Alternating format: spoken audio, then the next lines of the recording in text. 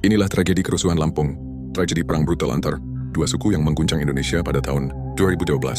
Perang dengan cara mengerikan terjadi selama 3 hari berturut-turut yang mengakibatkan jatuhnya banyak korban dengan kondisi mengenaskan. Tragedi ini bermula dari pergesekan antar dua suku di Lampung Selatan.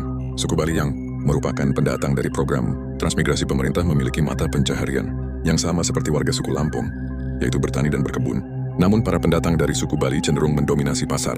Kritis yang digeluti suku Bali juga cenderung lebih maju dari warga pribumi asli. Pergesekan ekonomi ini seolah menjadi bom waktu yang bisa meledak kapan saja. Dan terbukti perang antar suku akhirnya pecah karena persoalan sepele. Pada suatu hari, 2 gadis dari desa Akom yang merupakan pribumi asli mengalami kecelakaan motor. Saat itu, ada sekelompok pemuda dari desa Bali Nuraga yang merupakan pendatang yang menolong 2 gadis tersebut. Namun saat menolong terjadi kesalahpahaman. Para pemuda desa Bali Nuraga dianggap melakukan hal tak senonoh ketika harus menyentuh tubuh korban. Kabar ini merembet dengan cepat.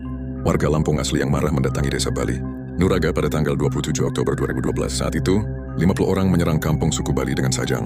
Terjadi pula aksi pembakaran yang menghanguskan tempat usaha warga suku Bali. Perang lebih brutal kembali pecah pada tengah malam tanggal 11 Oktober. Kali ini jumlah suku Lampung bertambah menjadi 200 orang. Mereka menyerbu pemukiman suku Bali. Saat itu, warga suku Bali sudah bersiap untuk membela diri. Adu sajang pun terjadi. Terdengar suara dentingan besi yang beradu. Disusul teriakan saat beberapa tubuh jatuh terkapar. Saling serang terjadi hingga pagi hari sekitar pukul 10. Hari itu, ada 3 orang yang harus kehilangan nyawa dan beberapa lainnya mengalami luka serius. Dan puncaknya perang kembali pecah pada tanggal 29 Oktober. Warga Lampung menyerbu kampung suku Bali dan melakukan aksi pembakaran rumah dan kendaraan bermotor. Tak hanya sajang, kedua suku berperang dengan menggunakan senapan angin. Akibatnya jumlah korban yang berjatuhan menjadi semakin banyak. Perang brutal ini akhirnya bisa diredam setelah aparat militer berhasil menguasai seluruh kampung dari 2 suku. Evakuasi pun dilakukan. Total ada 14 orang yang kehilangan nyawa.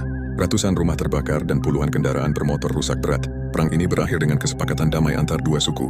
Terdapat 10 poin perdamaian dalam kesepakatan tersebut. Salah satunya masing-masing suku tidak boleh menuntut secara hukum atas jatuhnya korban jiwa dari kedua belah pihak.